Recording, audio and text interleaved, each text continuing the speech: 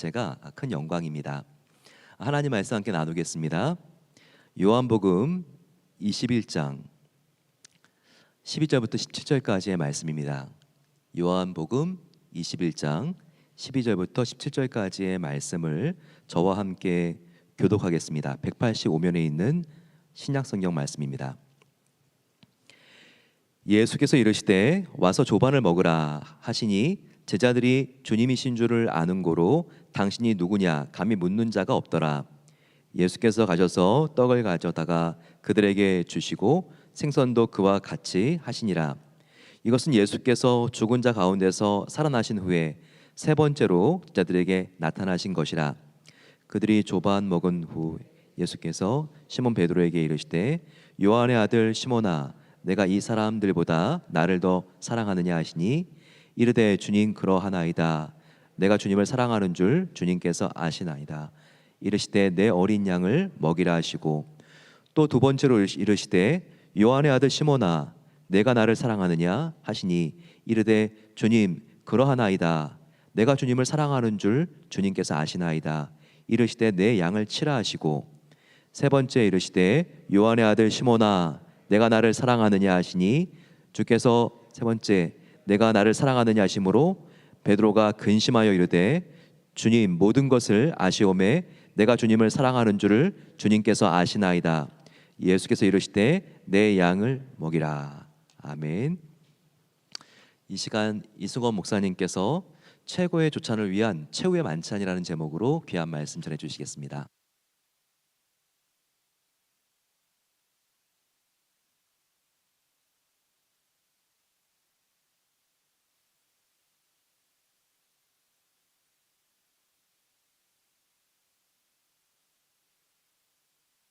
기도하고 예배 말씀 가운데 나가도록 하겠습니다. 상해 주님 아버지 감사합니다. 정말 아무런 소망이 없고 죽을 수밖에 없는 죄인이었던 저희들을 위해서 정말 친히 십자가의 그 사랑을 저에게 확증하셨던 그 주님께로 저희가 예배로 나아가려 합니다. 하나님 이 시간 우리의 마음밭에 있는 하나님 그 어떤 불순물들이 다 제거되어지길 소망합니다. 그래서 저희 마음밭이 옥토와 같이 잘 준비되어서 하나님 말씀을 전하는 도구로 사용받는 저나 또 말씀을 듣는 모든 성도들 가운데 오늘도 하나님의 생명의 말씀이 잘 심겨져서 그 말씀이 하나님 뿌리 내리고 정말 줄기를 내고 열매 맺어 정말 하나님이 기뻐하시는 귀한 하나님의 자녀들로 살아가는데 귀히 사용되어지는 이 귀한 시간 될 수 있도록 은혜 더하여 주시옵소서. 오직 십자가만 드러나고 십자가에만 집중되어지는 시간 될 수 있도록 하나님 우리의 몸과 마음과 우리의 모든 시선을 주님께서 주장하여 주시옵소서. 주님을 기대하며 또 주님이 행하실 일들을 소망하며 이 모든 말씀 우리 주 예수 그리스도의 이름으로 기도했습니다. 아멘. 저는 오늘의 설교를 준비하며 이 최후의 만찬을 묵상하던 중에 불현듯 예수님이 부활하신 후 제자들에게 찾아와 이 바닷가에서 따뜻한 아침을 먹이시는 예수님의 모습을 집중하게 되었습니다. 그리고 역으로 이 성경의 스토리들을 묵상하다 보니 유독 한 인물이 제 마음 가운데 들어왔는데 그는 베드로였습니다. 오늘의 본문을 보면 베드로는 예수님께서 하늘로 올라가시기 전 마지막까지 예수님과 1대1로 가장 많은 이야기를 나눈 제자였습니다. 마태복음, 마가복음, 누가복음 이 내용에 따르면 베드로는 예수님께서 이 나를 따르라고 말씀하실 때 그 말씀에 순종해서 예수님의 첫 제자가 되었습니다. 그리고 최후의 만찬 후에도 예수님과 베드로의 대화가 이 주도적으로 부각되어 있습니다. 그리고 오늘의 본문에서도 예수님은 여러 제자들과 함께 있었음에도 유독 이 베드로와 깊은 대화를 나누십니다. 말씀을 다 읽지는 않았지만 21장 초반에는 이 어부로서 산전수전 다 겪은 이 베테랑인 제자들이 나옵니다. 그렇지만 그들은 이 그물에 구멍이 났는지 물고기를 한 마리도 잡지 못합니다. 하필이면 예수님이 부활 후 찾아오신 이날 제자들은 보란 듯이 이 허탕을 치고만 것입니다. 그러자 예수님이 말씀하십니다. 그물을 배 오른쪽으로 던져봐. 그러면 잡을 수 있을 거야. 그랬더니 그대로 했더니 이 그물을 끌어올릴 수 없을 정도로 많은 물고기들이 잡혔습니다. 이 상황은 누가복음 5장에서 이 예수님이 갈릴리 바닷가에서 처음으로 당신의 제자들을 부르시던 그 상황과 오버랩됩니다. 예수님의 말씀을 따라서 그물을 내렸더니 그물이 찢어지고 배가 가라앉을 정도로 정말 많은 물고기들이 잡혔습니다. 그리고 베드로는 예수님 앞에 엎드려 주님, 저에게서 떠나 주십시오. 저는 죄인입니다라는 고백을 합니다. 그러자 예수님은 그런 베드로에게 두려워 말아라. 이제부터는 너는 사람을 낚는 어부가 될 거야라고 말씀하십니다. 그 뒤로 베드로는 모든 것을 버려두고 예수님을 따릅니다. 이렇게 베드로는 예수님의 제자로서의 새로운 인생 여정을 시작하게 됩니다. 오늘 본문에서 베드로는 부활하신 예수님이 승천하시기 전 예수님을 마지막으로 대면하고 대화를 나눕니다.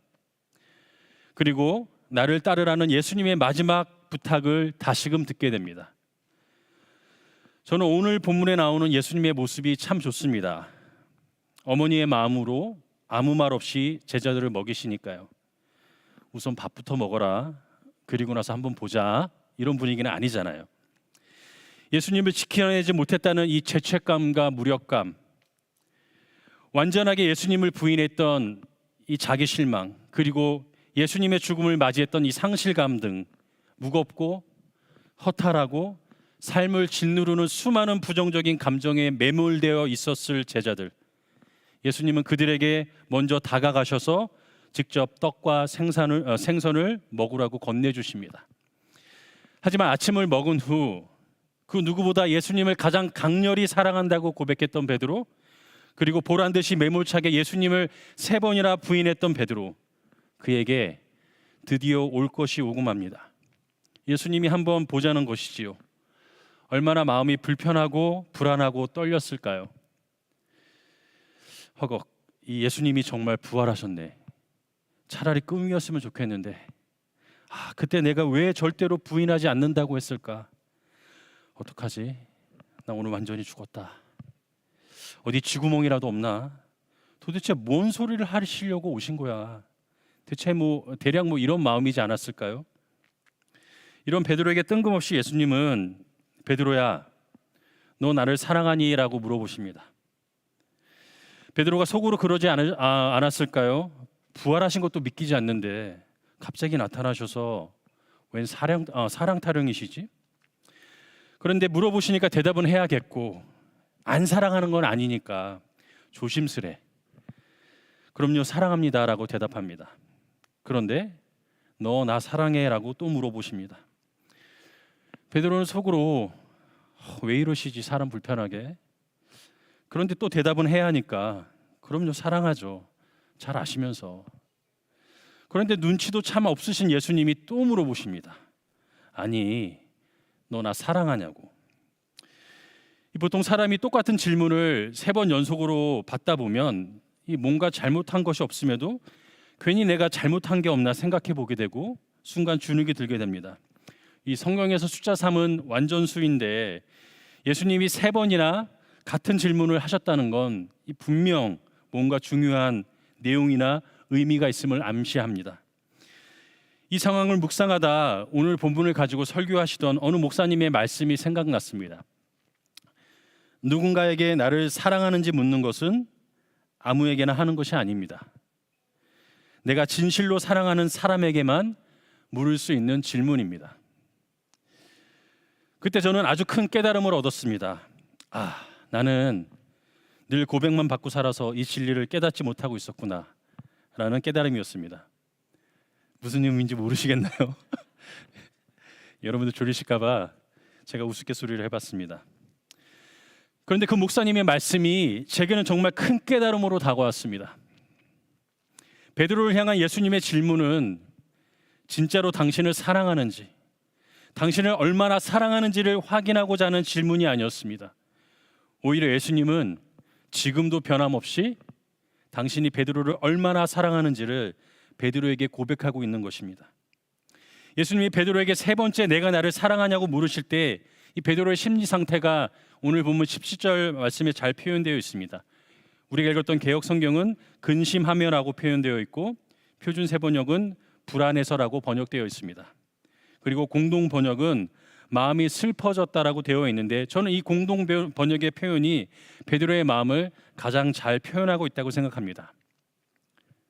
베드로야, 내가 너를 이만큼 사랑하는데, 내가 내 생명을 다 주면서까지 널 사랑하는데 넌 나를 얼마나 사랑하니? 너도 내 목숨까지 내놓을 만큼 나를 사랑하니? 이렇게 따져 물으시거나 당신과 베드로의 사랑을 비교하거나 책망하시는 물음이었다면 베드로는 아주 많이 근심하고 불안했을 겁니다. 그런데 예수님이 세 번째 나를 사랑하냐는 질문을 통해서 이 역으로 당신의 사랑을 고백하셨을 때 베드로는 그 순간 예수님 앞에서 마음이 완전히 무너져 내렸던 것 같습니다. 예수님과 동고동락하면서 그분의 말씀의 지혜와 깊이에 감탄하고 주는 그리스도시요 살아계신 하나님의 아들이라고 고백했던 베드로, 신적인 능력으로만 가능했던 수많은 이적과 기사를 눈으로 목도하며 열광했던 베드로, 무릎 꿇고 자신의 지저분한 발을 두 손으로 정성스레 씻겨주신 헌신적인 사랑을 깨닫지 못했던 베드로, 모두 주를 버릴지라도 나는 결코 버리지 않겠다고 호언장담했지만 예수님을 모른다고 3번이나 완벽하게 부인했던 베드로, 그래서 예수님을 따르기보다는 예수님을 따라다니기만 했던 베드로. 베드로는 그런 예수님의 죽음 앞에 세상 그 누구보다 자신에게 실망하고 자책하며 살아가고 있었을 것입니다. 사람을 낚는 어부가 되리라는 예수님의 말씀, 그 말씀은 그의 기억에서조차 지워버렸을 겁니다. 그래서 다시 물고기를 잡는 어부의 삶을 살아가고 있던 그에게 부하로 찾아오신 예수님, 그 예수님이 이런 자신에게 베드로야 나는 아직도 널 변함없이 사랑해라고 고백하시는 그 역설적인 질문의 의미를 깨달았을 때, 그 의미가 깨달아졌을 때 베드로는 갈릴리 바닷가에서 자신을 부르시고 나를 따르라 하셨던 예수님의 그 첫 모습, 동고동락하면서 함께했던 이 예수님과의 즐거웠던 기억들, 물에 빠져 허우적대던 자신을 권능의 손으로 잡아서 올려 살려주신 예수님, 잡히시기 전날 밤 자신의 더러운 발을 정성스레 씻겨주시던 예수님의 모습, 만찬으로 자신을 먹이시던 예수님의 모습, 십자가에서 모든 것을 다 쏟아내시면서까지 자신을 사랑하셨던 예수님의 모습들이 슬라이드처럼 지나갔을 겁니다. 그리고 그제서야 베드로는 자신을 향한 예수님의 사랑과 그 사랑의 진실성, 그 깊이가 이해되었을 겁니다. 그래서 베드로의 이 슬픔은 죄송함, 죄책감, 비참함, 이 자책감이 포함된 슬픔이라기보다는 그 슬픔이기도 하지만 딱딱히 얼어붙었던 눈이 이 녹아내리는 것 같은 회복의 눈물이며 따뜻한 이 온기로 온몸을 감싸 안아주시는 예수님께 위로받음의 감정을 표현한 것이라고 저는 생각합니다. 그렇게 베드로는 예수님을 향한 자신의 사랑이 진심이기는 했지만 감정이 앞서고 삶과 행동으로 이어지지 못한 사랑임을 깨닫게 되었을 겁니다. 예수님과의 첫 만남에서 베드로는 나를 따르라는 예수님의 말씀에 순종하여 예수님을 따랐습니다. 그때는 예수님의 말씀에 순종하기는 했지만 어찌 보면 뭣도 모르고 따라다니기만 했던 베드로였습니다. 그런데 그의 마음이 무너진 그 마음이 예수님의 사랑으로 채워지기 시작합니다. 베드로는 나를 따르라는 주님의 부탁 앞에 다시 서게 됩니다. 그리고 그 부름에 반응합니다. 이제 따라다니기만 하던 자가 아니라 따르는 자가 되려 합니다. 그래서 예수님의 양들을 먹이는 자가 되려 합니다. 왜냐하면 사랑하니까 자신을 먹이셨던 예수님을 새롭게 발견했기 때문입니다. 인생의 끝자락에서 죽음의 공포 가운데서도 모든 좋은 것으로 끝까지 당신의 양들을 먹이셨던 예수님, 십자가에서 마지막 한 방울의 피까지 다 쏟으시며 속죄와 이 구원의 선물을 주시기 위해 당신의 생명까지도 내어주신 예수님, 이제 그 주님이 낭망하고 실망하여 아무것도 할 수 없을 것 같은 그때에 베드로에게 친히 찾아오셔서 3번이나 베드로를 향한 당신의 완벽한 사랑을 고백합니다. 이 작년 대림절 기간 주일 설교를 할 때 제가 이런 고백을 했었습니다. 7년 만에 저를 닮아 너무 잘생긴 이 붕어빵 같은 아들을 하나님께서 허락해 주셨다고, 그래서 너무 감사하다고. 그 아들이 아플 때면 제가 대신 아팠으면 좋겠고, 눈에 넣어도 아프지 않을 것 같고, 제 생명까지도 내어줄 수 있을 만큼 사랑한다고. 그런데 제가 이 설교를 준비하면서 다시 한번 깨달은 큰 은혜가 있습니다. 그것은 예수님의 사랑과 이 아빠로서 아들을 향한 제 사랑에는 비교할 수 없을 만큼 엄청나게 큰 차이가 있다는 점입니다.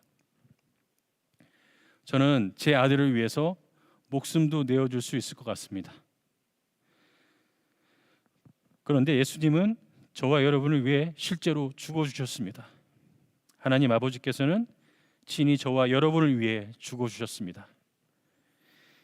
예수님의 세 번째 고백을 통해 이 베드로는 무너져버린 자신의 존재가 예수님의 사랑으로 채워지고 다시 세워짐을 경험했을 겁니다. 십자가에 달리셔야만 했던 이유가 자기 때문이고 자신 때문이고, 십자가에서 모든 것을 다 쏟아내시고 죽으셔야만 했던 이유가 자신을 사랑해서라는 것이 깨달아졌을 것입니다. 그런 베드로에게 예수님은 베드로야, 사랑한다. 이제는 내가 나의 양들을 먹일 수 있겠니라고 부탁하십니다. 이제 베드로는 내 양을 먹이라는 주님의 부탁에 즉각적으로 반응합니다. 시몬으로 살던 베드로는 예수님을 처음 만났을 때 베드로라는 이름을 얻게 되었습니다. 반석을 의미하는 베드로의 이름처럼 이제 베드로는 초대교회를 세워나가는데 반석 같은 역할을 합니다. 사도행전을 보면 베드로의 사역 속에 많은 이적과 기사가 나타납니다. 하나님의 능력으로 병들어 죽었던 이 다비다를 살리기도 합니다. 담대히 복음을 선포하다가 감옥에 갇히는 순환을 겪기도 하고 결국에는 순교하게 됩니다. 사도행전 3장에서는 요한과 함께 이 기도 시간에 성전에 오르다 나면서부터 못 걷게 된 자를 보게 됩니다. 그럼 베드로가 요한에게 이 무엇이라도 얻을 게 없을까 이 구걸을 하게 됩니다. 그때 베드로가 6절에서 이렇게 선포합니다. 은과 금은 내게 없거니와 내게 있는 이것을 내게 주노니 나사렛 예수의 이름으로 일어나 걸어라 하고 그의 오른손을 잡아 일으키니 그가 걷기도 하고 뛰게 되었습니다. 베드로나 나면서부터 못 걷게 된 그에게나 그들에게는 동일하게 은과 금이 없었을 겁니다. 그러나 이제 베드로에게는 자기를 죽기까지 사랑하신 나사렛 예수의 이름이 있습니다. 능력의 이름, 구원의 이름 예수가 있습니다. 우리는 흔히들 내 양을 먹이라는 이 말씀을 사명이기 때문에 군소리 말고 지금 무조건 하라는 그런 의미로 받아들이곤 합니다. 그런데 오늘 예수님은 베드로에게 내 양을 먹이라는 부탁을 하시기까지 당신이 먼저 친히 그 사랑을 보이셨고 죽기 전날까지 가장 낮은 자세로 몸소 그 사랑을 실천하셨습니다. 그리고 그 사랑이 한 사람의 영혼에 스며들고 또 깨달아질 때까지 기다려 주셨습니다. 베드로처럼 아무런 소망이 없던 저와 여러분 때문에 예수님은 당신의 십자가를 짊어지셨습니다. 그리고 당신의 십자가 사명을 죽음으로 완수하셨습니다. 그래야만 우리를 향한 하나님 아버지의 사랑을 확실히 보여주실 수 있기 때문입니다. 그래서 예수님은 당신의 양을 먹이라는 사명 앞에선 저와 여러분 역시 기다리고 계십니다. 그리고 친절하지만 아주 간절히 부탁하십니다. 왜냐하면 예수님의 사랑으로만, 예수님의 사랑을 입은 자로만 가능하기 때문입니다. 내 힘과 능력과 지혜와 또 은과 금이 예수님의 양을 먹일 수 있는 동기부여는 될 수 있습니다. 하지만 내가 가진 것으로는, 내 의지로만, 자기 확신에 찬 나로서는 그 사명을 지속할 수도 없고 완수할 수도 없음을 기억해야 합니다. 여러분, 우리가 누군가를 섬기고 사랑하는 것, 하나님의 일을 한다는 것, 내 힘과 능력과 재정과 재능과 내 기준으로 하고 있지는 않은가? 다시 한번 생각해 봤으면 좋겠습니다. 내 안에 나를 살게 하는 그리스도 예수의 이름이 있는가? 나는 오늘도 그 사랑으로 예수님의 양들을 섬기고 먹이고 있는가? 내 것으로 하다 보면 언젠가는 지치게 됩니다. 하나님이 받으셔야 할 영광을 자기 만족으로 대신합니다. 자기 확신으로 하다 보면 실망하게 됩니다. 주님이 주신 모든 것을 내 것으로 착각하고 양들을 먹이고 그러다 지치게 되면 불평 불만이 나오게 되어 있습니다. 내가 이렇게까지 했는데 나를 대접해 주지 않는 것 같고 인정해 주지 않는 것 같습니다. 그렇다면 저와 여러분은 예수님의 일을 하고 있는 것이 아닙니다. 그냥 교회의 일, 봉사를 하고 있는 것입니다. 주님의 사랑으로 한다 해도 우리는 유한한 존재이기 때문에 지치기도 하고 낭망하기도 하고 또 불평할 수도 있습니다. 뻔한 대답 같지만 그렇기 때문에 우리는 다시 복음 앞으로, 십자가 앞으로 나아가 예수님을 묵상해야 합니다. 이 세상에 그 누가 예수님보다 억울하고 인정받지 못하신 분이 있을까요? 여러분, 참 신기합니다. 내 건강의 문제가, 내 재정의 문제가, 내 관계의 문제가, 내 자녀의 문제가, 내 존재 자체의 문제까지도 상황은 하나도 변한 게 없는 것 같은데, 이 십자가를 묵상하다 보면, 예수님의 사랑을 경험하면, 그리스도 예수의 이름이 내 안에 있으면 더 이상 그 어떤 문제도 나를 주장하지 못하는 경험을 하게 됩니다.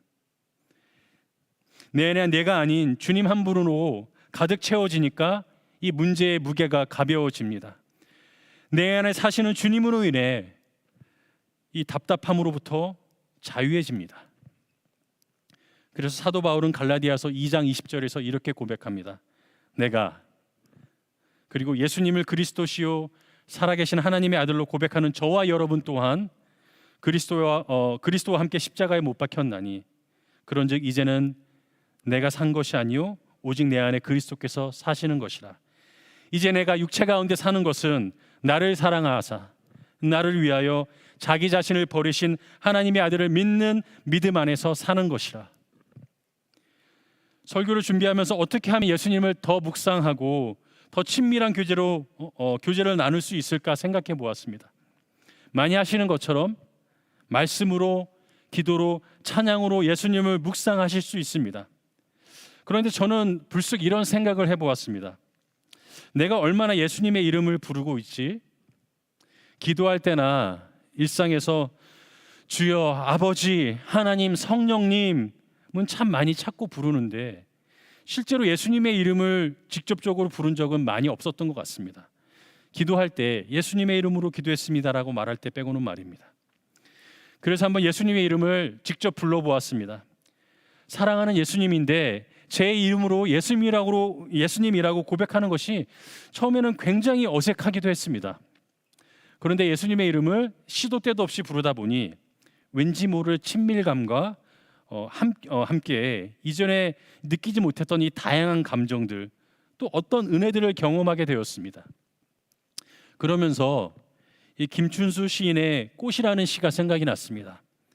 제가 예수님이라고 당신의 이름을 불러드렸을 때 제가 느끼는 그 어떤 마음과 제 음성을 듣는 예수님의 마음이 잘 느껴지고 표현되어 있는 시 같았습니다. 그 시를 한번 볼까요? 김춘수 시인의 꽃이라는 시입니다. 내가 그의 이름을 불러주기 전에는 그는 다만 하나의 몸짓에 지나지 않았다. 내가 그의 이름을 불러주었을 때 그는 나에게로 와서 꽃이 되었다. 내가 그의 이름을 불러준 것처럼 나의 빛깔과 향기에 알맞는 누가 나의 이름을 불러다오. 그에게로 가서 나도 그의 꽃이 되고 싶다. 우리들은 모두 무엇이 되고 싶다. 너는 나에게, 나는 너에게 잊혀지지 않는 하나의 눈빛이 되고 싶다. 여러분, 며칠 남지 않은 고난 주간, 여러분의 입으로 예수님의 이름을 불러보았으면 좋겠습니다.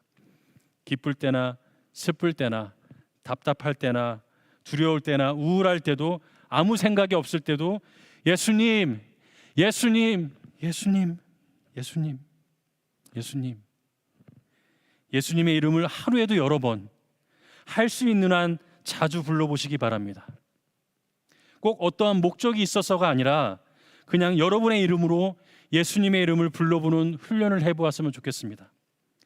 다른 사람이 부르는 예수, 노래에서 나오는 예수, 설교에서 듣는 예수가 아닌 여러분이 여러분의 입으로, 여러분의 마음으로, 여러분의 삶으로 부르는 예수님의 이름이 여러분의 몸과 마음과 영혼에 들려지기를 소망합니다. 그래서 여러분 안에 은과 금이 없던, 혹은 은과 금이 많던, 이제부터는 여러분 안에 나사렛 예수의 이름으로 가득 채워지기를 소망합니다. 이제는 여러분 안에 있는 그 능력의 이름, 구원의 이름, 나사렛 예수의 이름으로 사랑하고 섬기며 예수님의 양들을 먹이시기를 응원합니다. 마지막으로 예수님의 이름을 부르며 살아가는 저와 여러분이 그의 꽃이 되기를 소망합니다. 그리고 그가 여러분에게 잊혀지지 않는 하나의 눈짓이 되기를 축복합니다. 우리 찬양팀 나와주시고요. 이제 저희가 찬양을 하며 나아갈 텐데, 제가 예수님의 이름을 부르자는 그 설교로 마무리했듯이 우리가 예수님에 대한 찬양을 할 텐데, 여러분 한번 여러분의 진심을 다해서, 여러분의 전심을 다해서 모든 것 다 드려서 예수님, 예수님, 예수, 예수 정말 찬양해 보았으면 좋겠습니다. 그 이름을 불러 보았으면 좋겠습니다. 슬픈 마음이 있는 자든, 몸과 마음이 병든 자든, 마음이 억눌린 자든, 마음이 너무 기쁜 자든, 구원으로 인해 정말 마음이 너무 정말 행복한 자든, 우리 이 시간에 가능하신 분들은 일어나셔서 우리 마음을 다해서 예수님을 찬양하며 나아가겠습니다.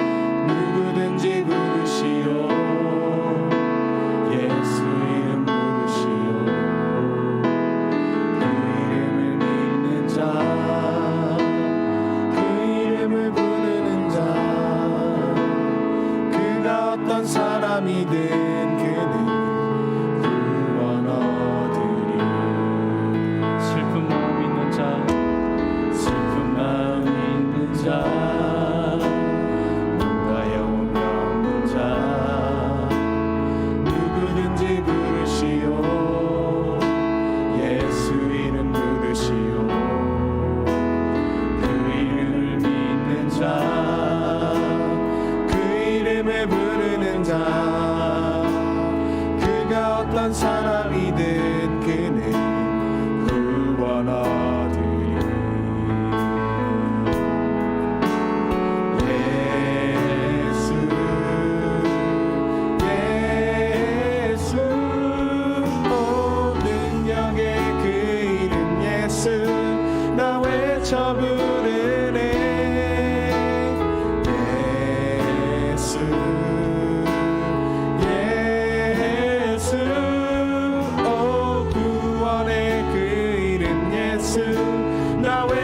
부르네. 예수 그리스도 은과금 내게 없으나 나 가진 건 너에게 주니 능력의 이름 예수라. 그 이름을 붙드시오. 그 이름을 믿는 자, 그 이름을 외치는 자, 어떤 사람이든 그는 주의 영광 보리라.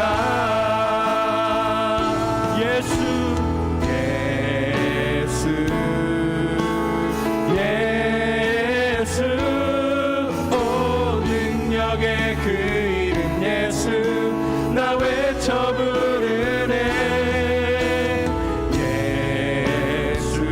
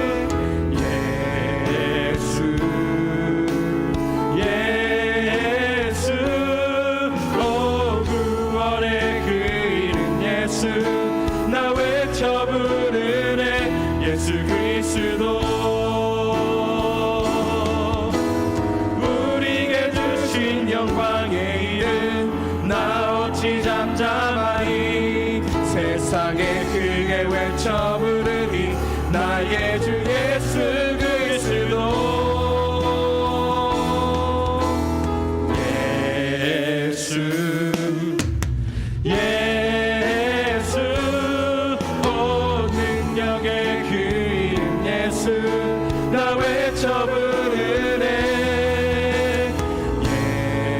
예수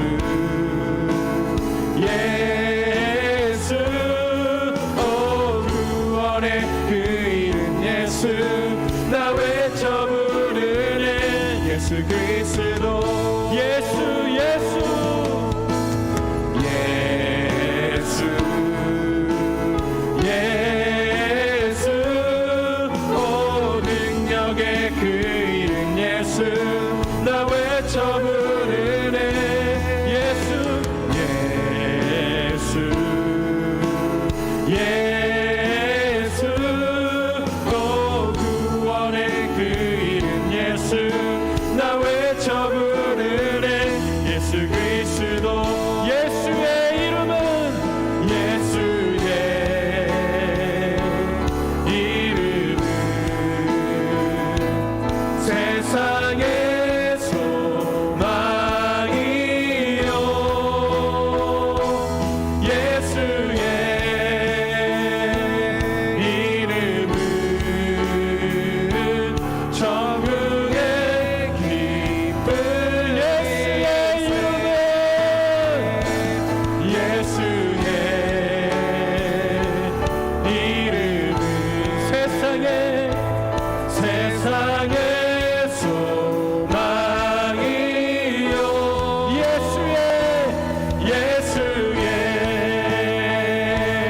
이름은 천국의 우리 한 번 더 목소리 높여서 두 손 들고 예수의 이름은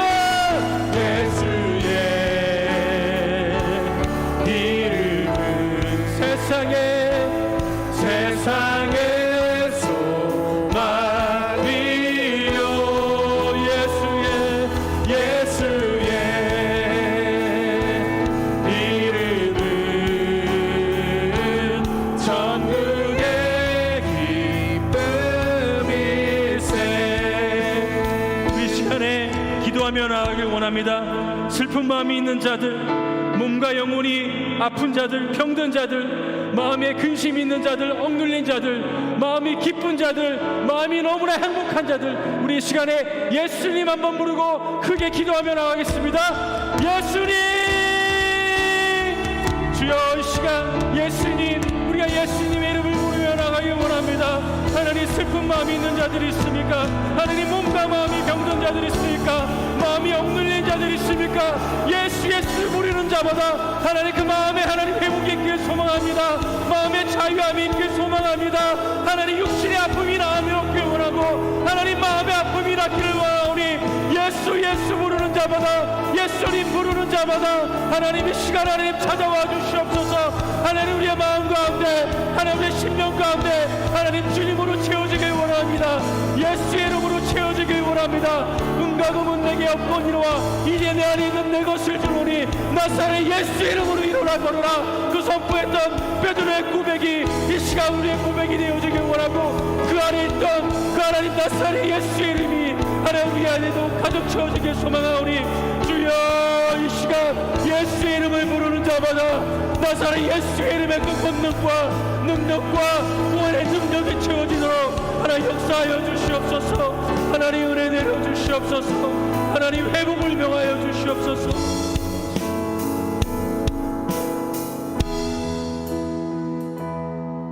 사랑의 아버지 하나님 감사합니다.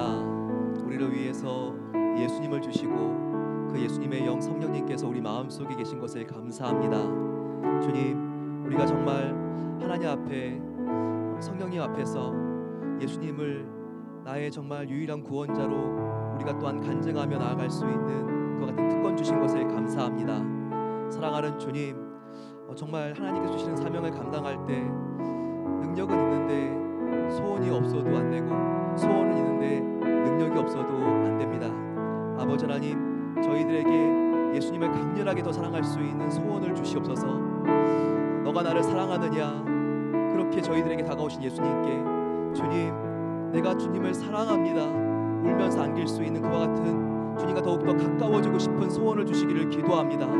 아버지 하나님, 정말 그동안 나의 실패와 죄책감과 또한 하나님과 멀어졌던 그 같은 과거들로 인하여서 우리 마음속에 주님께 나아가는 것이 어려운 분들 계시다면 아버지 하나님 오늘 예수님의 이름을 부르고 주님 내가 주님을 사랑합니다 그렇게 아버지 베드로의 고백처럼 하나님께 나아가기를 간절히 기도합니다. 아버지 하나님 저희들에게 또한 능력이 없습니다. 하나님 앞에 간절히 기도하오니 예수 그리스도의 이름이 능력이오니 저희들 아버지 하나님을 의지합니다. 하나님 간절히 기도하고 저희들 병고침의 능력 또한 눌림에서 해방될 수 있는 그와 같은 놀라운 예수 그리스도의 능력으로 옷 입는 시간 될 수 있도록 은혜를 베풀어 주시옵소서.